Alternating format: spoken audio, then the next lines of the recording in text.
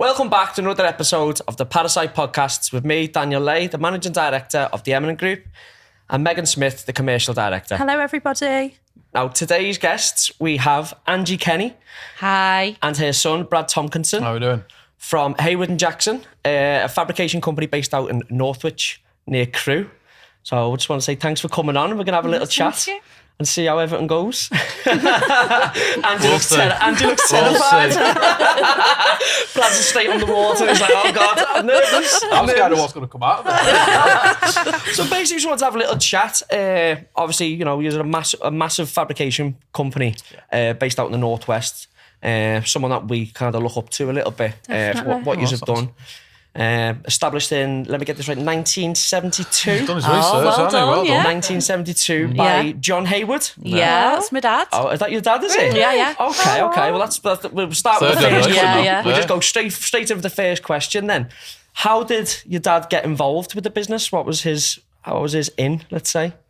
Well, he set the business up. Okay. So he was probably a plater welder to begin with. And then he was like a welding inspector on pipelines and things like that.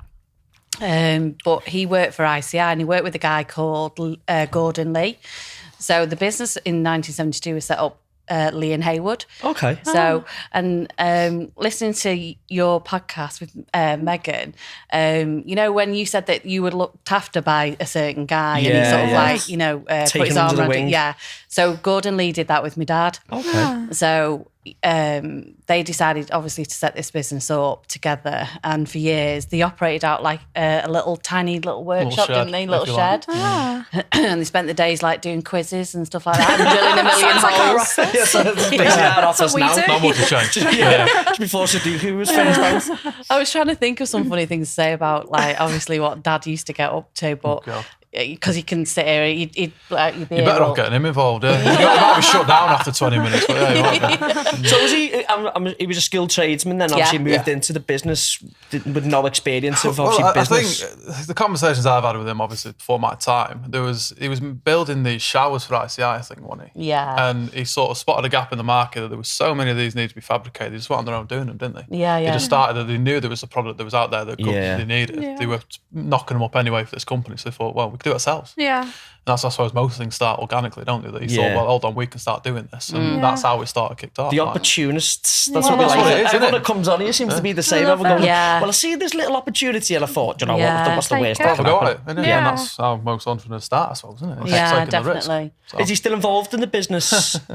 No, he was 80 about 2 weeks ago. Oh, wow. So, but he only retired about 5 years ago. Well, I knew, because I remember last time when we'll get into obviously how we know each other, but I remember last time I know he was involved in the business. I didn't know how much, to be fair. Do you know what I mean? So. I mean, from his seat at home, he's still involved, isn't he? I still work for him, even though he's retired. He's not in the office, but he's still the boss about it. Yeah. He rang me the other day, and was it yesterday? And he went, Angela, not heard from you. Have you forgotten I'm alive? I went, Daddy, it's been 3 days. To be fair to him, he's slowed down in his body, but his mind's still sharp. And that's half the battle for him. Like he's quicker than me still. Does he get involved in any of the projects? You update him with the projects and stuff that's going on? You know what I mean? And funnily enough, we've moved some of the facilities down to us, haven't we? Into his obviously he ran a stud farm for a bit. Right. Okay. So now he's getting too old for the horses. That's turned into sort of a workshop and another avenue for us. We're doing GRP down there. He's taking it away from the steelwork. So he's loving that. You know what I mean? People are down there, he's got a purpose again now. You know what I mean? He's bossing people about writing down his diary, what time he shows up, what time they leave. You know what I mean? He won't drop it. I'll just be phoning you every day, kicking off. That's what happens. You haven't phoned me today, is Everton all right? Yes, Everton's fine. The building's still alive. It's not on fire, is it? No, Dan, just stay away. Just stay away. Don't stop calling me. So how did you end up getting involved in Angie? So my trade was a hairdresser. Okay. So I started hairdressing. And that's another funny story. I was about 15 and I was a Saturday girl and I was told I have to go and get a Saturday job and earn some money. And after my first stint, my very first shift, they wanted me back the next Saturday. And I said to my dad, I'm not going, didn't like it. And he was like, no, you are going. I'm like, yeah, but I didn't like it. He was like, no, you're going. And I was like, oh, do I have to? So I went and he dropped me off and I forgot where it was. He dropped me off on this busy road. And I was like walking thinking, it's up here somewhere.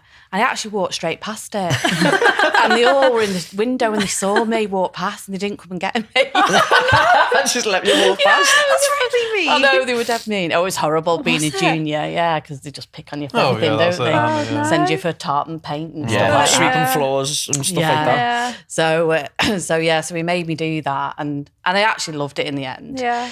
And then one day I was driving and I just can remember it like clear as day. He rang me and he said, so what happened was the Lee of the business, that his wife used to do all the books and all the accounts and everything. And Gordon Lee had a heart attack.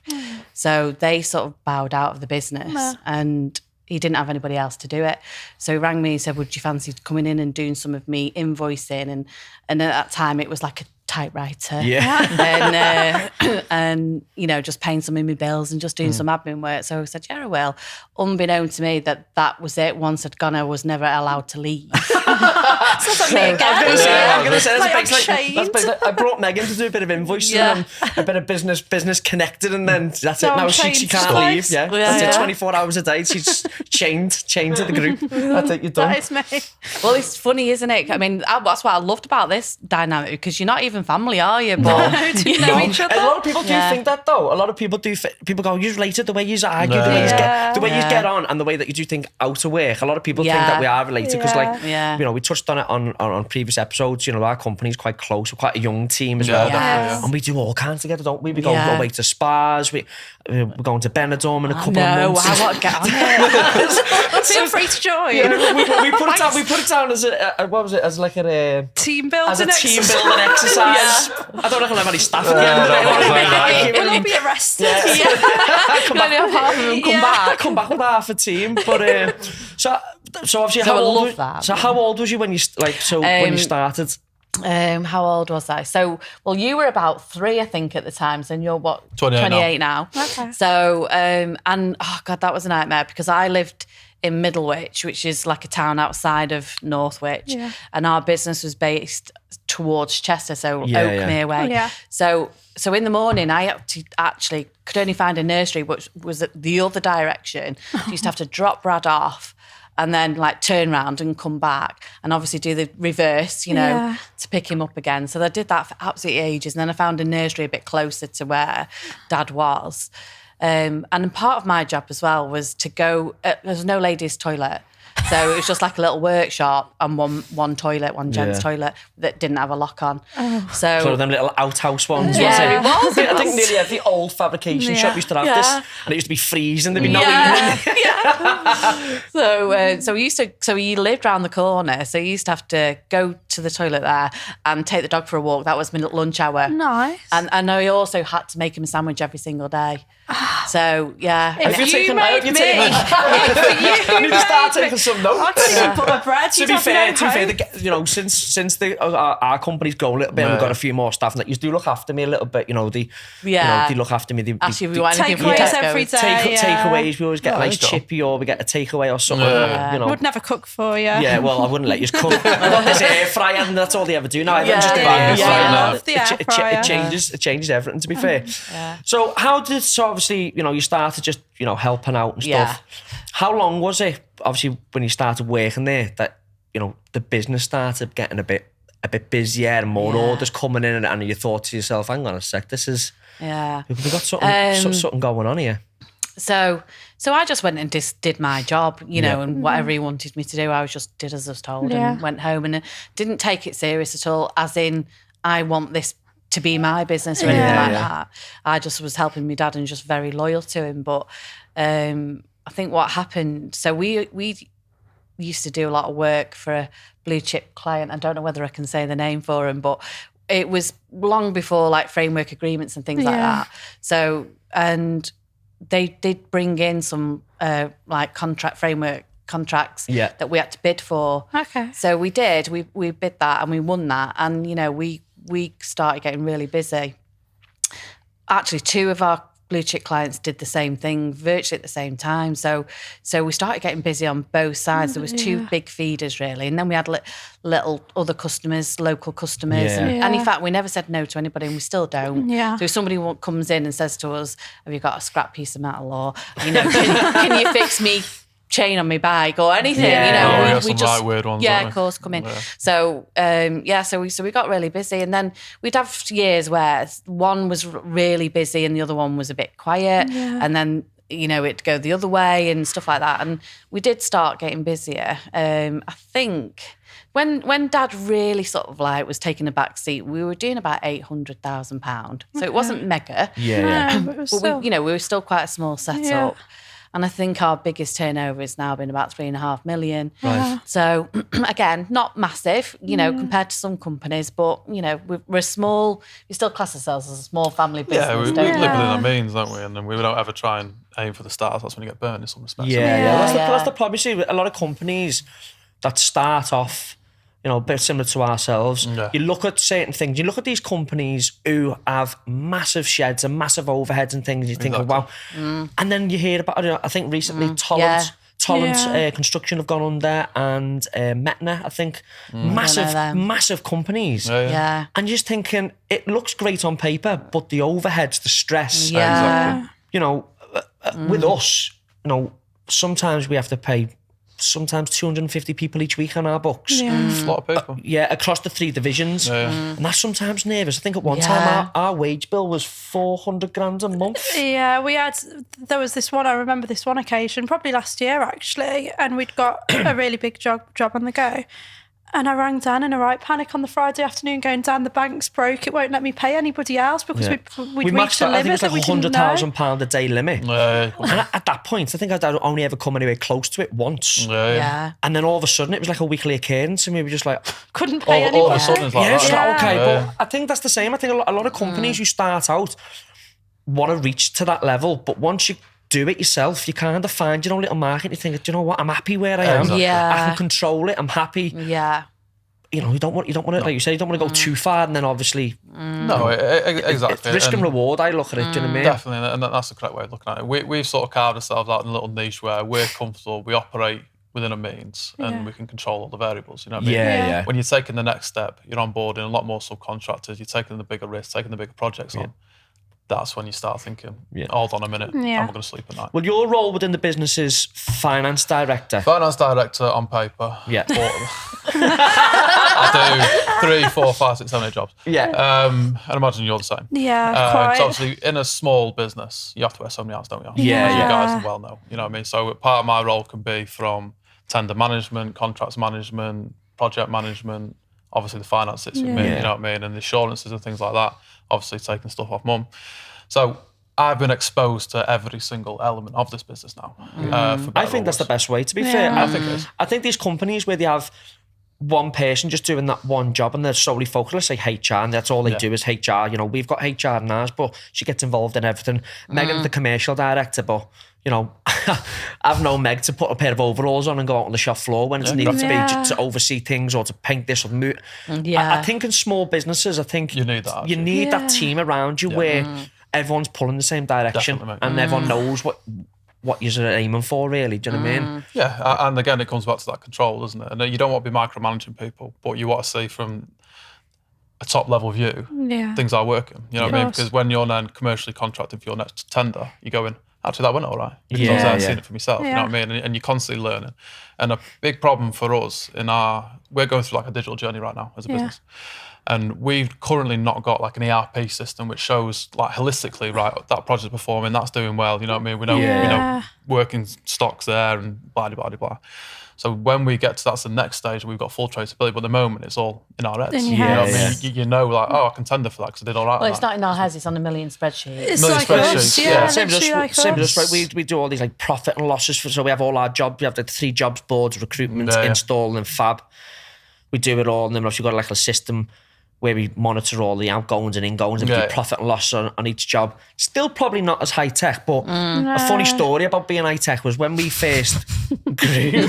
She knows exactly what's going to come here. So we grew the company. I think, we doubled our turnover from, I think 2 years ago. I think the turnover was like 657,000. The next year was 2.3, and then this year was like 4. And it's just been bang. But we had to finance that. So we had to get a company called Skipton Finance to help us. Of course. And I remember him coming into the office and was like, okay, let me see where you keep all your invoices. Let me keep out. And I pulled out this dongle.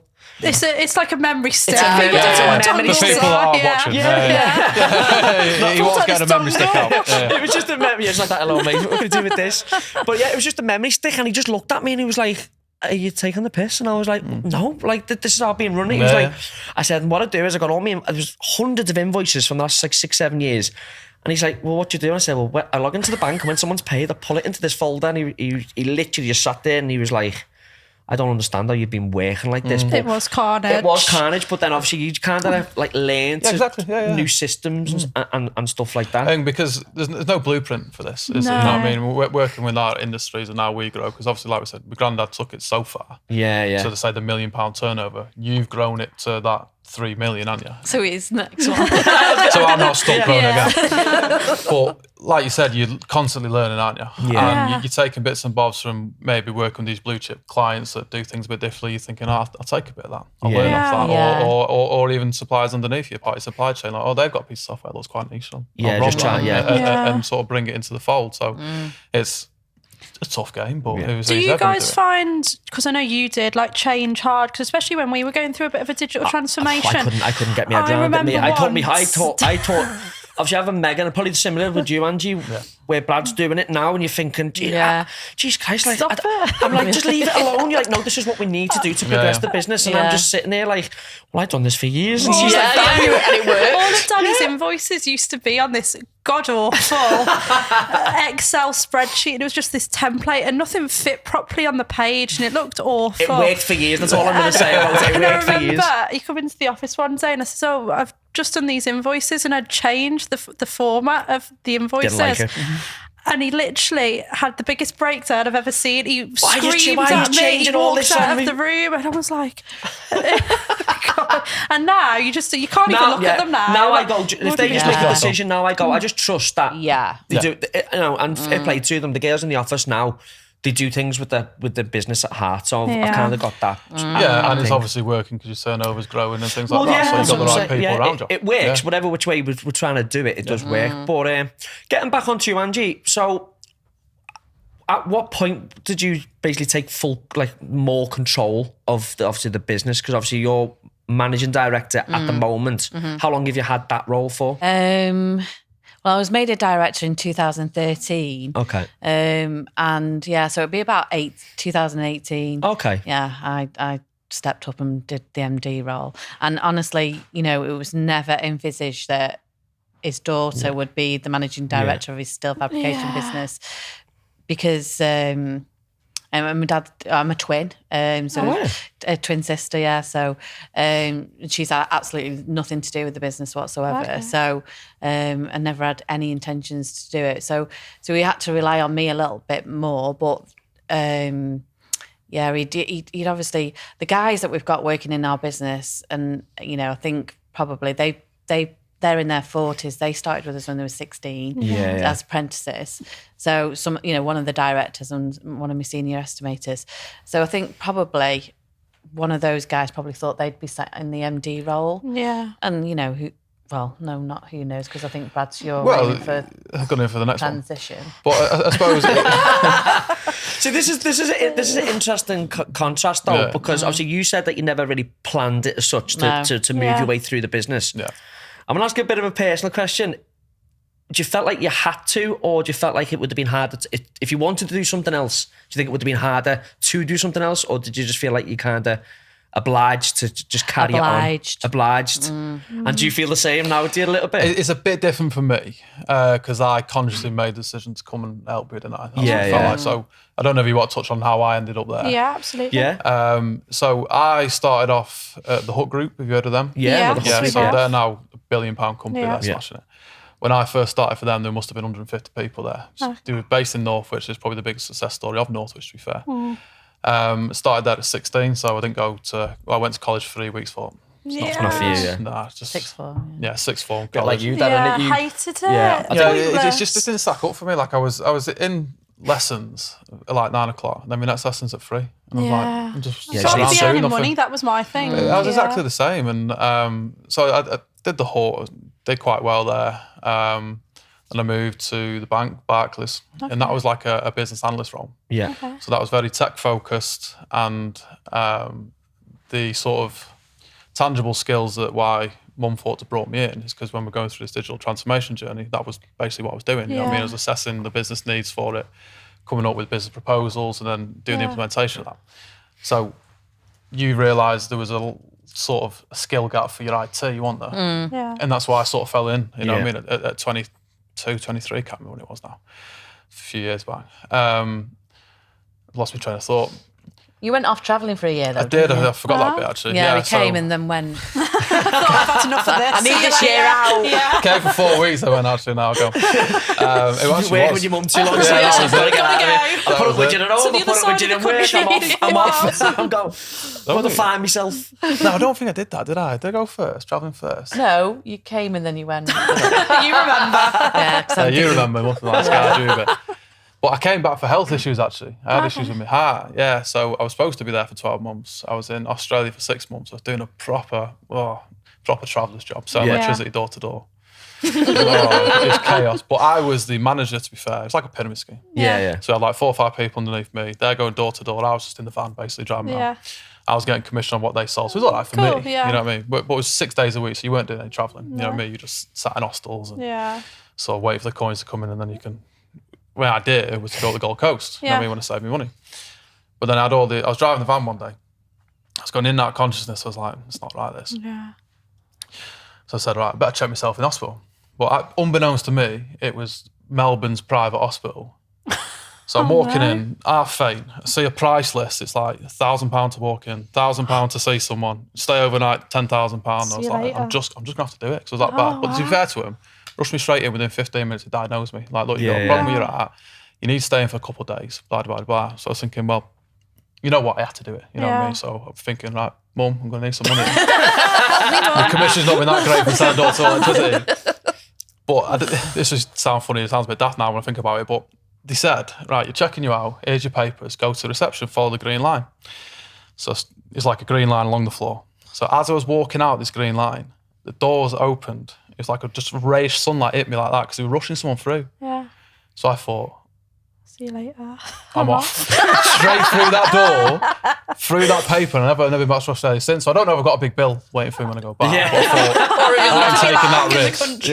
So they sold me, and I'm neither banned from Australia, but yeah. So I can't go back travelling if I want to. No, Anyway. you're done now, that's it. And then Done did now. you just come straight back after that? In about a couple of days, Yeah, it was okay, just like, cool. I just want to go now. You know what I Yeah. mean? Because I was in there, two of my mates had actually gone back anyway. So I was Yeah. still left working there by myself. So I thought, it's not worth it now at Yeah. this point, you know what I Yeah. mean? So I thought, came home and then asked for my job back, obviously. Come back with the big bill and Come my back with job the back, bill, please. yeah. Half dead, but yeah. See, what I was looking at, obviously, your business and our business is, you know, we're not far off the same size, but No. we work in 2 completely different types of sectors. Yeah. So Yeah. we do a lot of subcontract work for obviously our clients. Obviously, you know, you as a client now you've used us for recruitment. I don't think Yeah. you've used us for fab, but there's always Potential. conversations the on Yeah. the potential future, and yeah. conversations.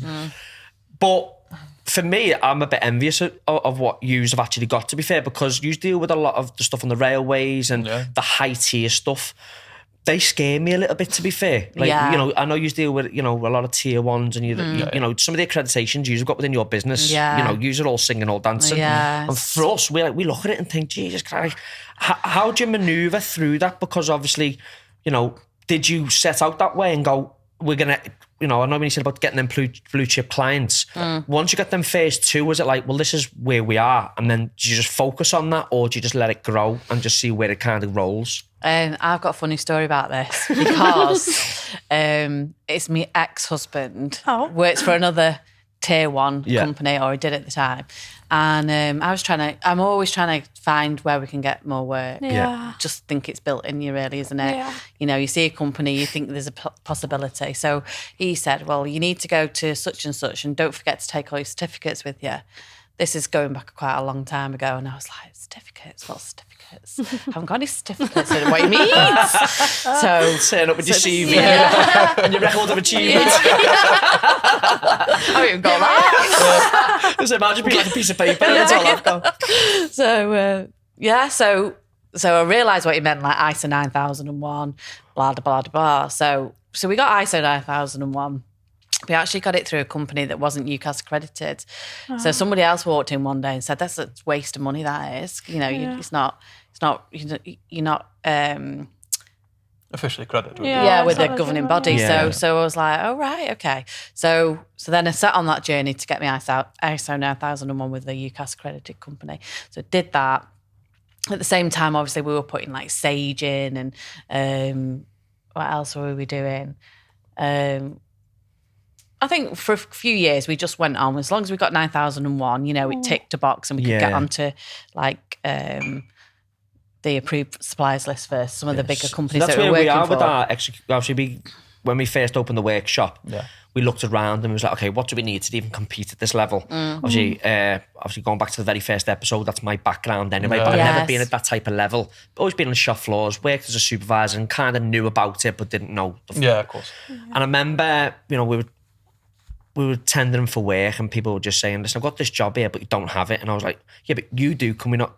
Some companies were saying, okay, you can do it under our 1090 and stuff. Yeah. And some were like, no, you need your own. And I was like, damn. Well, and I just seen every time a job lost, I was just like, that's just lost revenue. And it really pissed me off, to be fair. Yeah. And then in the end, we ended up sitting down, didn't we? And was like, we need to get it. We got it done. And then, we're moving towards it. But for us, from the type of work and the clients that we do, that's really all that, we need. Yeah. But there is that thing at the moment where I'm becoming a bit annoyed at company. We're tendering against companies now who don't have it. Oh, it's so annoying. And it's a self-governed thing. There's not a governing body that goes out and check. I'm seeing companies on Instagram and Facebook and LinkedIn and stuff. Oh, we've won this, we've won that. And I'm like, mate, we're competing against these companies. We're still working out of sheds with no extraction, no RWC or anything like that. And you say, how am I meant to be competing in these? But we're not at that level where you are, where we're in frameworks and tier ones. We're kind of just in the middle a little bit. Do you know what though?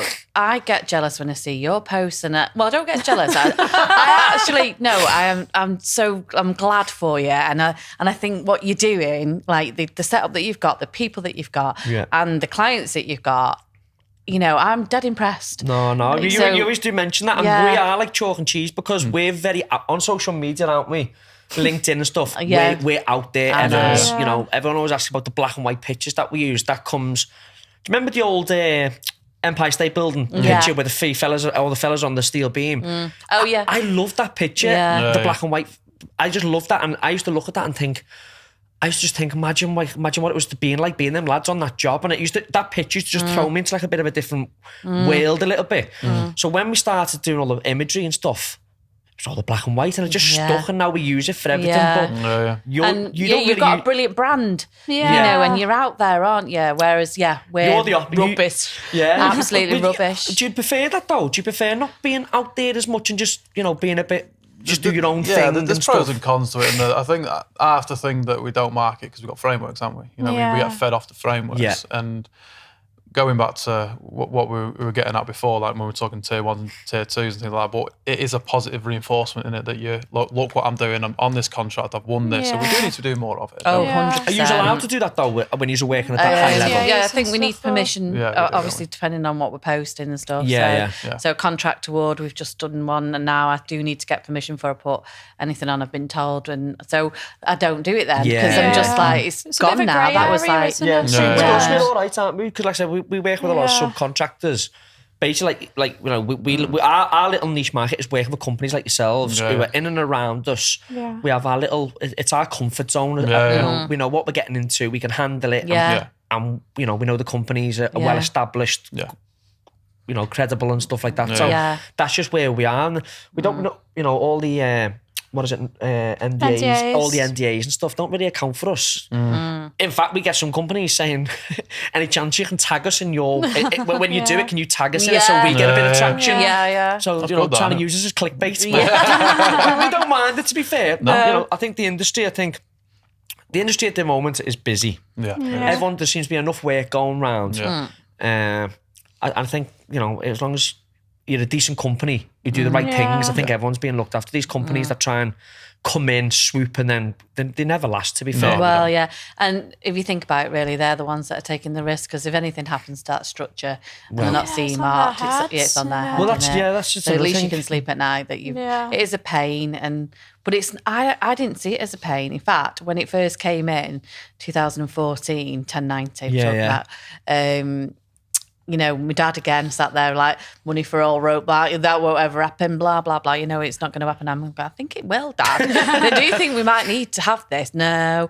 Anyway, so got somebody in, got a management system, and sort of nobody else would listen to me. And it's been like that for a long time, really. Do you think that's because you're a woman Well, I was going to ask the same question, because I bet you get the same sort of resistance, don't you? It's hard, isn't it? I think. Because there's two, I'll be honest with you, because I'm on social media quite a bit, and obviously, you know, I was aware of Haywood and Jackson from, you know, when was it, 2015? Yeah. And I think you were one of the first really high up women that I'd ever like been engaged with, to be fair. Like, you know, I remember getting, we're going to touch on this story. Oh, go on then. We're going to touch on it. I mean, it's just to get it out. No, we're going to touch on the story, but obviously, in the very first episode, me and Meg were talking about what happened to me when I was in Belgium. And then I moved to Germany and then come back to England. And I left out a very vital part of that story, which was what had happened after Germany and after the job in Runcorn, where people were kind of unknowing who we were and didn't kind of get what we were up to and stuff. I actually was thinking about just going back contracting. And I remember seeing a job advertised at your place for a workshop supervisor. Do you know the full story? I do, I do. And then, do you know, Brad? I don't know. Do you know? Okay, and then I remember just going for an interview, and I remember seeing your name on the thing, and I was like, wow, a woman, like, you know, who's basically a managing director. And I was a bit nervous at first. I thought, it was the first time I'd ever really come across someone high profile. And then I remember going to the interview, and I remember walking in, I remember the big offices, and I thought, wow, this place, you know, for me, it looked a massive place. I knew about, you know, the type of work that you'd done. I was thinking, I'd love to get a job here. We had the interview, and the interview I felt was going all right. I thought... What do you think? Well, you can get it out. You can get it out. Carry on. But I thought, yeah, you know what, it's okay, you know. And I knew I could hold my own in a workshop. That was my background, so I was confident in what I could do. But I made a fatal mistake, because Angie had made a comment saying, "Oh, you know, we're looking, you know, we're struggling to get labour in," and I pushed your company as always. I pushed Eminent, and I was like, listen, if you need a hand, I can help you out with labour. And I just seen Angie's face just turn, and she just looked at me and said, what do you mean you can help with labour? And I was like, I was just trying to play it off a little bit. I was like, it's nothing. I've got this little business, I've got a couple of contractors who work for me, blah, blah, blah, and I just felt it change. And we spoke about it since. And I understand the reasons why, which I'll let you explain. But for me, it was a massive turning point in my business and me, because when you're setting up a business or you're coming into a business, you'd always think of the good stuff. Oh, I'll do this and this will happen. And, oh yeah, he'll eat up this idea and he'll give me work. And that was been on a bad trip then for the last two. So Germany didn't work out for me. Yeah, it sounded bad. Yeah, and then obviously when I come home, the other job in Runcorn didn't work out for me. And then I come to use for the interview. And that was like the third time. But this one was basically different because it was someone's opinion of what you were trying to give them. And I felt it. And I remember walking away, and I knew I knew I wasn't going to get the job. But then I also had it in my head, like, maybe Eminent just isn't what people are looking for. And I would say like a bit of rejection, to be fair. Do you mean it's how you deal with like someone rejecting your idea? You know, I think there's two ways to deal with it. You'd either throw your hands up and say, fuck it type thing, do you know what I mean? No one's going to listen to me, and you kind of do your own thing. Or you play the long game, in which you've done, and which we did. Which we did. And we played the long game. And then obviously it was last year, I think you come. You know, we needed staff, didn't we? You were really excited. I was. When the phone call come, I was so happy because I felt like Everything's come full circle. Yeah. Then, It's full circle, and it's been. I think I come to see you in 2015, 2016. So you're talking a fair few years, and then I finally thought, "Here's my chance." And the most ironic thing about it was we were sat in the same office in the same chairs as that meeting, and I'll be honest with you, it made me feel, really good, and it made me feel like we actually achieved something, that people were starting to come round. Yeah. And then obviously we introduced you to our consultants and stuff like that. Yeah. And I think very generous. Yeah, and now I think over the years, I don't know, like you said, you don't really use social media, but you do watch other people grow and stuff. I think you're seeing what we were trying to do, and and like I said, it's starting to work a little bit. Yeah. Obviously, with the growth of our business. Yeah, 100%. But Well, I think the biggest tick for me in the box when I saw you'd got your 1090, I was like, he's trying to do doing it properly. Yeah. So, and I was like dead chuffed for you. Well, Because I know how hard it is. Yeah, well, that's what I think about most things, to be fair. I think if you're going to do something, even the recruitment, when we set that up and I was working from home, I always wanted to try and do it properly and wanted to try and do things correctly. I know Meg's exactly the same. She's, very strict on how the business looks for other people. Yeah. Even the podcast.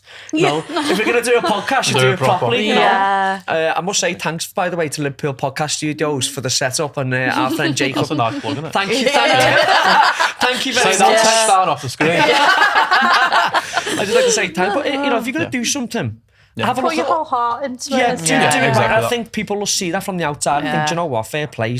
He's gone about it the right way. I think you had a reason why. I was just going to say, can I defend myself before we move on? So, obviously, you know this now, don't you? But Daniel, so about, I don't know, probably let's say a month earlier. So you know how hard it is to get staff in, train them up, certificate them, how expensive all that is, and whatever else. And we'd got a really good team at the time. And a young lad came in for an interview.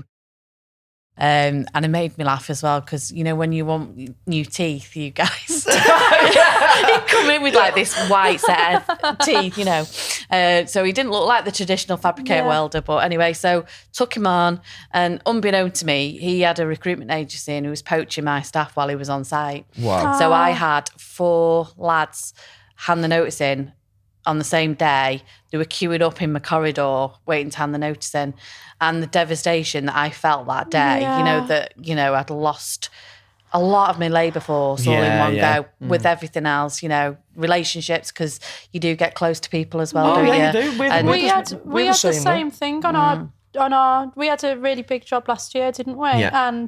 And without dropping too much, we had I think we had about 100 men on the one job. We had about 100 men on one job for 26 weeks. 26 weeks, and we'd let a couple of our lads that we knew really well.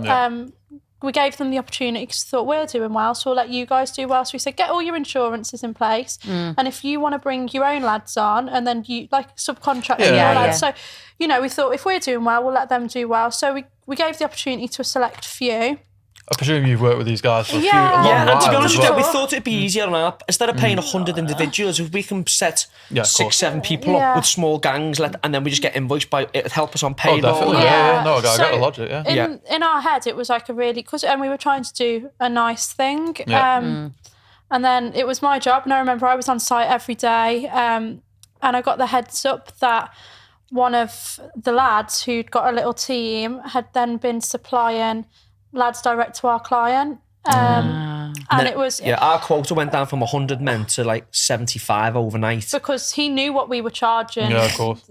And the trust and it really knocked us. We wouldn't do it again. But it's important, I didn't know at that stage. I didn't know that. I didn't know that story. It wasn't personal. It wasn't. It was just, as soon as I heard it, I thought, protection, guard up, not having that happen to me again. See, the difference when I was always in that situation, a bit like Belgium and a bit like other jobs that we'd done when I had the recruitment company, for me, it was just getting in and just helping. Yeah. And I think that's where our business still is now, the way we help the subbies. Yeah. So, I've got companies now where we work for Jaguar Land Rover, Bentley and stuff like that. No, we never work for them direct. We work for the people who work for them. Yeah. Now, we've been approached and they say, oh, hang on a sec. And, and people do talk and they go, hang on a sec. Well, if you're working for him and you're doing the job, why can't we just come to you direct?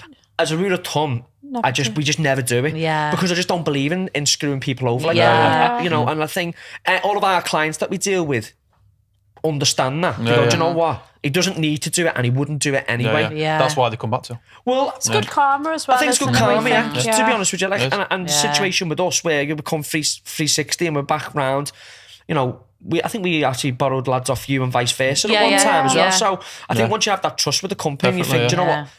And I even spoke on the phone, the end goal was just to make sure your client is happy. Yeah, exactly. Yeah. Like, you know, I don't care if you want us to go and say nothing about Eminent and we just work for Haywood and Jackson. That's the way we do it, because at the end of the day, we're there to supply a service to your business. Yeah. More work you get, Yeah. the better it will trickle down to, Yeah, to yeah. the people like us. Exactly. So that was it. But yeah, that was the funny story. Anyway. Yeah, I know. Angie was dreading that coming up. Yeah, no, because I didn't realise how bad it made you feel. But so that was. It's like ingrained in his memory. But it wasn't that though. But it was just I think learning a valuable lesson of how you deal with something that is unexpected. And you know, I always say rejection. I call it like you know is something that new businesses need to learn. Definitely. Because a bit like yourselves when you were going, you know, when you're tendering for all these big works and you got you get your new shiny accreditation. Think here we go, everyone's going to be rosy, and then you don't start winning the job.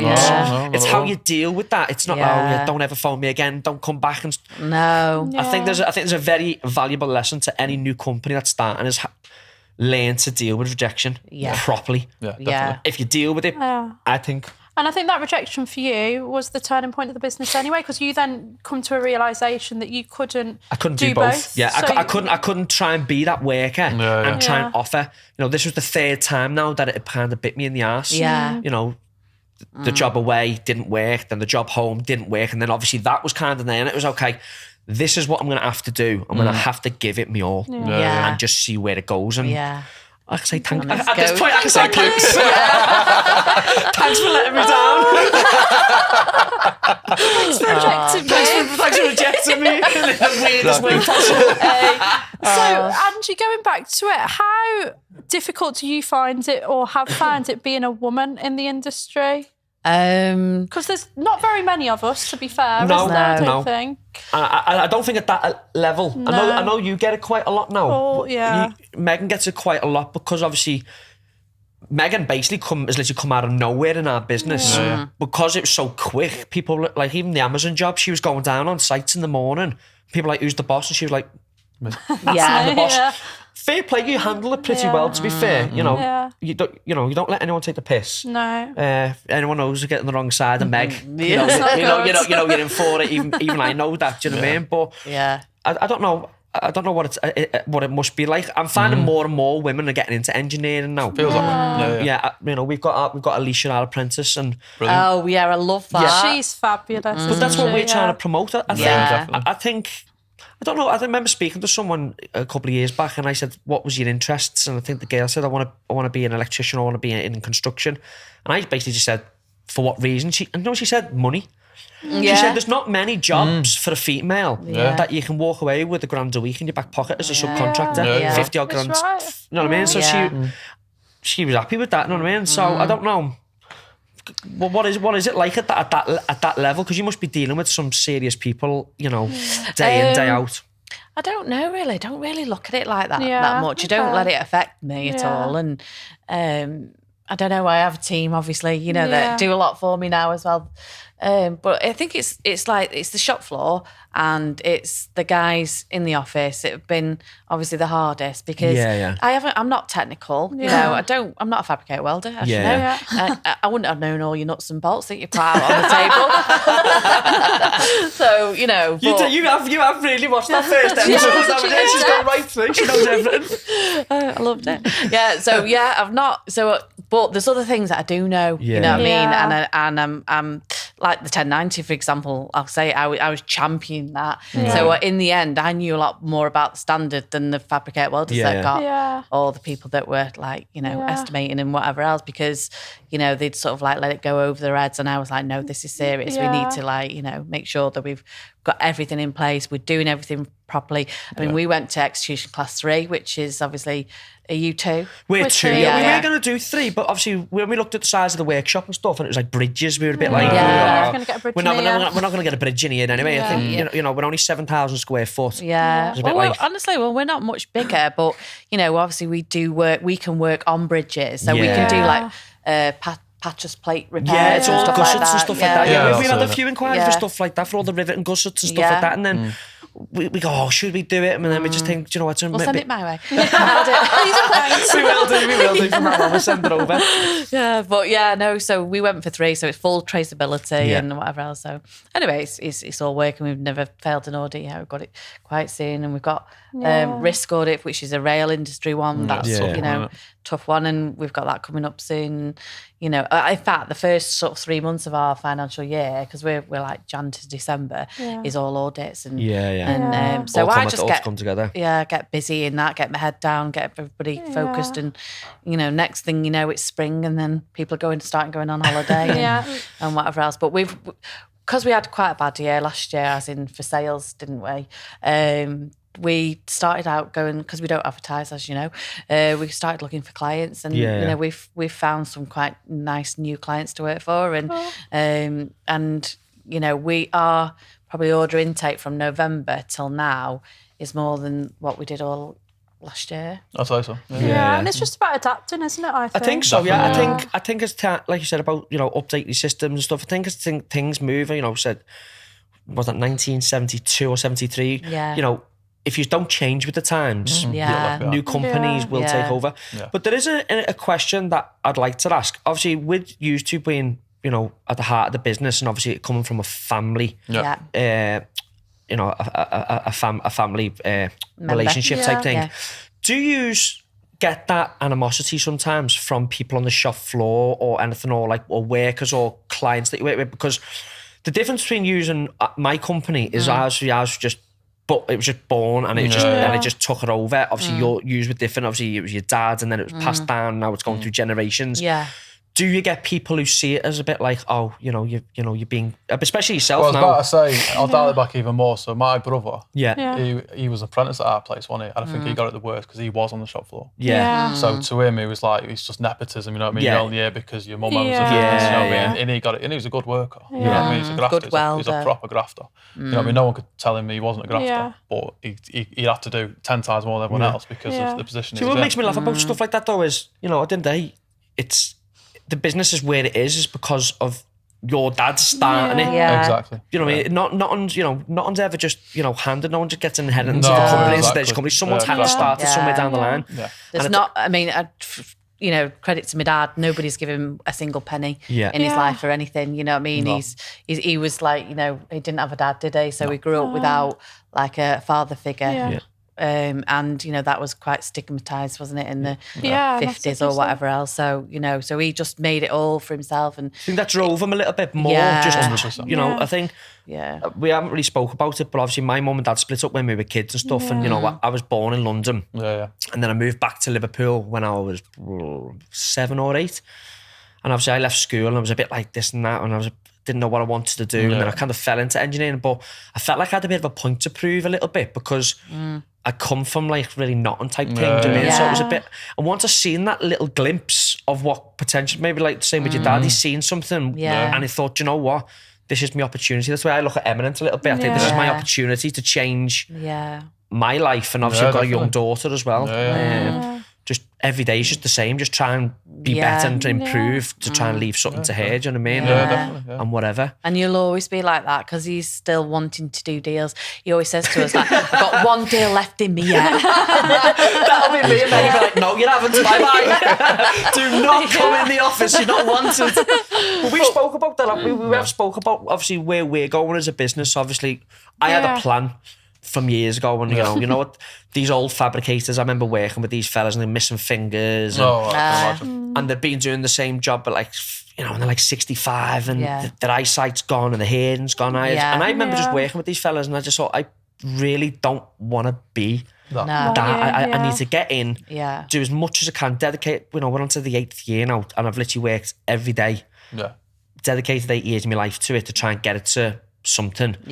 I think you're ready for me to leave now, aren't you? I think Megan weighs it up every time something happens. She's like, "Are you sure you don't want to leave?" Yeah. I remember last year was probably the first time ever that you'd had an actual holiday, and it was bliss because he was out of the country. He'd left his phone. Full week, really? A full week? I feel like it was 10 days actually. Lanzarote, it was 10 days. It was the best 10 days of my life because you were completely gone. Your phone was with me. Just like Angie's dad, I still managed to secure like a £50,000 order.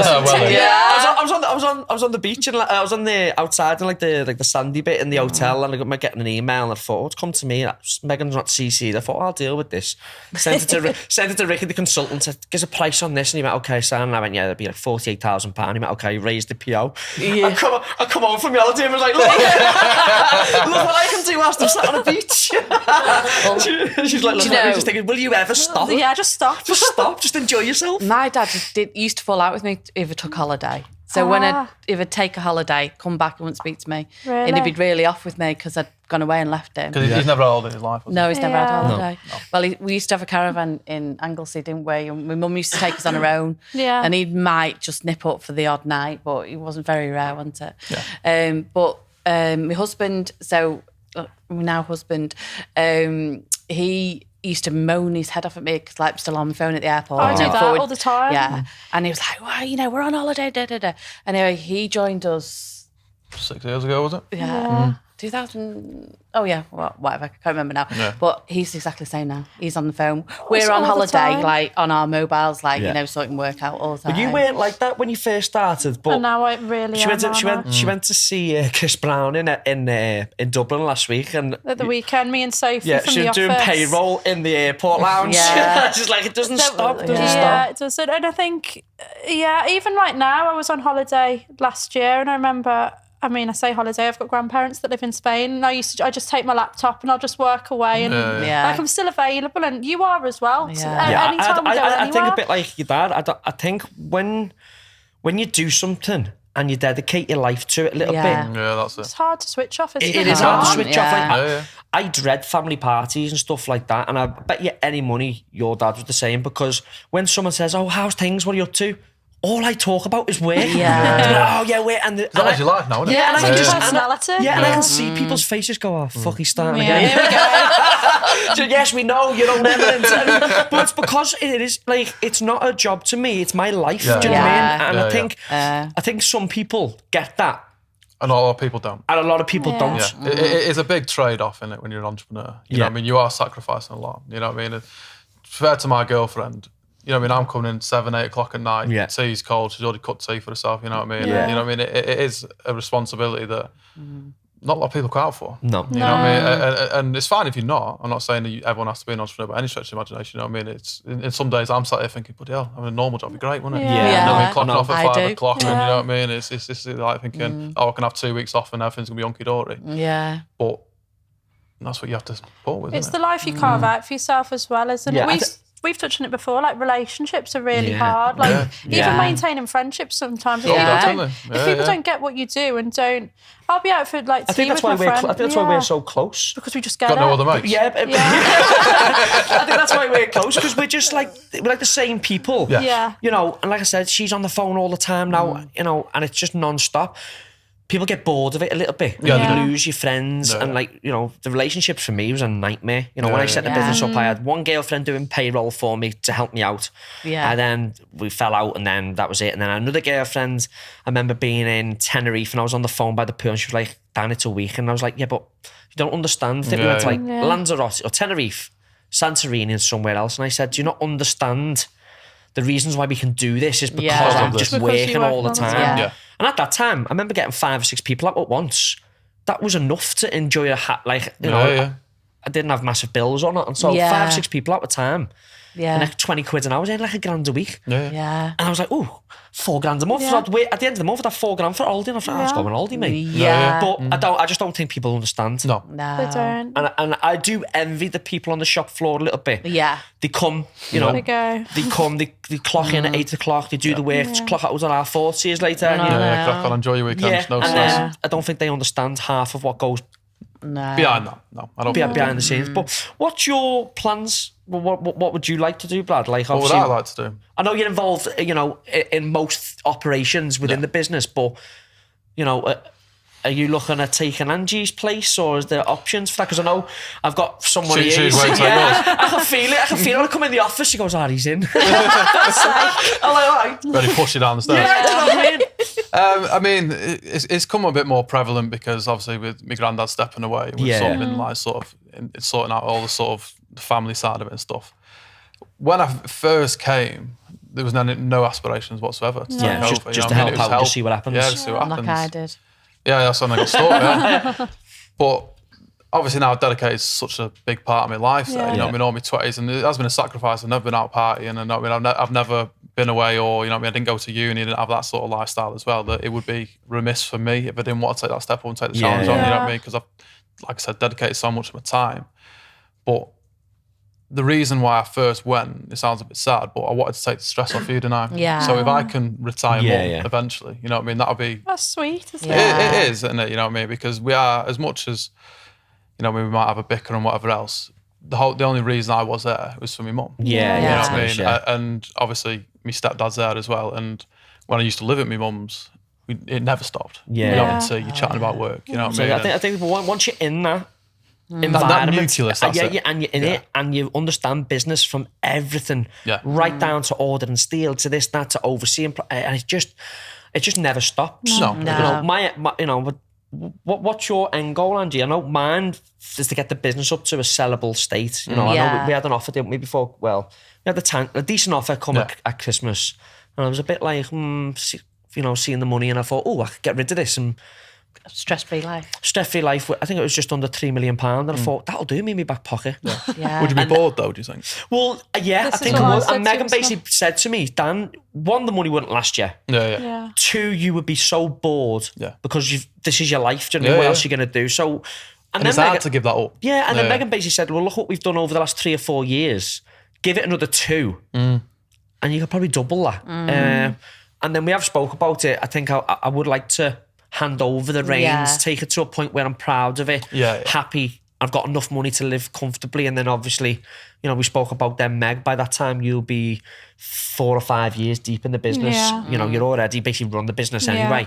Too deep to come out of that. You're stuck as well. Too deep to run, but that's the end goal. What about you, Ange? What's... my health is not brilliant.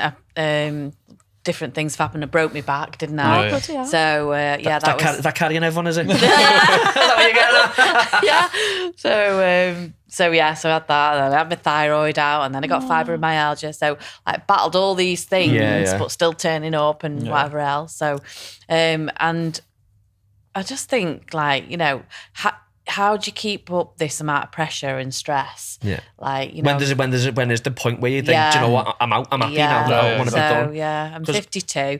So, I would like 55, something like that. Sort of like. Well, we could just go work out nice this, because me and you could just retire together at the same time. No, not together. She rejected me already. That's the chance. Been through that. Not going back for rejection again. But no, we can retire roughly at the same age, and then these two could just take over. Yeah, do you know what I mean? exactly. I Just think hand the baton over. I think, that's the way it could work out. It would, Well, listen, I just want to say thanks for coming on. Yes, thank you so much. And what we do have here is... Oh, God. Yes, we do have... Over the last couple of weeks, a few people have been sending in a few things they'd like to know about us and our guests. So I'll ask you one each. Put your hand in, just give it a shuffle. Right. Take out a thing. There's some fun ones, there's some bad ones. Am I reading it out? Are you reading it out? I'll let you read it out. What's your biggest motivation? There we go. That's a good one. That's a good one. It We'll is. start with you on the end there, but I'll go. Me, under pressure. Yeah. I suppose it is carrying that mantle in it. We've got a 50-year-old business. Yeah. You know what I mean? That was my granddad's. He started from nothing, and it really has fed the family. You know what I mean? And look, we've got an all right life. We're not lavish. You know what I mean? We do all right, but it's making sure that, because at one point we had my cousin there, my brother there, I'm there, you're there, stepmom's there, granddad's still taking dividends, and my grandma. You know what I mean? It's supporting everything, and that was when you sat there at 8 o'clock at night, you're thinking, what we're really doing this for? This tender's always just another tender. But it's not. It's making sure everything's supported, isn't it? You know what I mean? And making sure that things are hunky dory at home, and that's Yeah. Charlie Yeah, starts at yeah. home, doesn't he? You know what I mean? Yeah. So that's probably my biggest motivation when you're thinking, you know what I mean? I've got to go home, get back up bed, straight back into work, but your family's looked after. Yeah, absolutely. That'd be my motivation. What about you, Andrew? What's your biggest motivation? Well, failure is cannot fail. Yeah.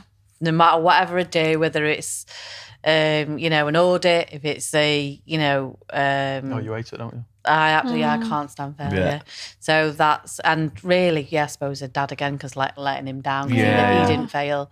So I can't Just don't want to be the one in the chain that let Everton slip. I think my motivation is just to prove people wrong a little bit. I like that. I like that thing. You know, you probably won't have seen, but where I have this love-hate relationship with social media, LinkedIn, professional, Facebook is just carnage, and I just like proving people wrong. Hence the name of the podcast, the Parasite Podcast. We called it that for a reason. Yeah.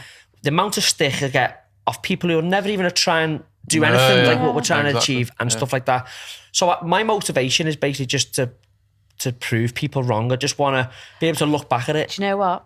I reckon that you need to part that now because you've proved everybody wrong. Yeah. You need to find a new motivation. Yeah, he does. Well, I don't know. It could be, motivations for my daughter as well. Yeah. Sometimes I want, like I said, when my mum and dad split up, my mum didn't really have the best of everything. We never went without as such. But, when the kids are running around in like £300 shoes and stuff, and I'd always have stuff, but it was always like the best of everything and the best of holidays and stuff. We went to Butland and stuff like that. So she always tried the best, but I always looked at things and thought, and I think that's what I want for my daughter. I think I want to be in that place where I built a success and my daughter we can go anywhere and I don't have to say no as such, and I can give her the life that. I still think she needs to be grounded though, doesn't she? Yeah. She's spoiled. Yeah. She's got big green eyes of hers, do you know what I mean? But I gorgeous. try not to spoil it, but I just think just being able to have the capabilities to do Yeah. nice things. Yeah. Yeah, I get you. What about you, Meg? What's your motivation? Do you know what I think? Apart from getting me out the door. Yeah, that's number one. For me, similar, when I was like 9, 10, my mum and dad split up. And prior to that, so up to the age of like 9 or 10, I lived a really good life. My dad was sort of like the main breadwinner. My mum never had to work. And then my dad just up sticks and left. And then I went from living this gorgeous life, living in like a little house in a village in the country, literally having whatever I wanted, to living like awfully, like my mum not having anything. And I just don't ever want that for me. I mean, she's doing well now, Mum, sorry, but she'll hate me for that, won't she? But at that time, it was a real struggle for like the second part of my childhood, and I would never want that for me. I've not got any kids, but who's to say I won't in the future? And I wouldn't want that. So I just want to make sure that I can live comfortably, and it motivates me to just never be in that type of position, I think. Self-sufficient. Yeah, absolutely. Standing on your own 2 feet. Yeah, absolutely. I think that's a lovely way to end the show. Just want to say thanks for joining us. I know no problem. I had to try and talk it into it a little bit, so it wasn't too bad for you. No, it's But that's brilliant. good. Yeah. Perfect. And that rounds up today's show. Thanks for watching. I've been the Parasite, and you've been nosy enough to tune in. See you next time.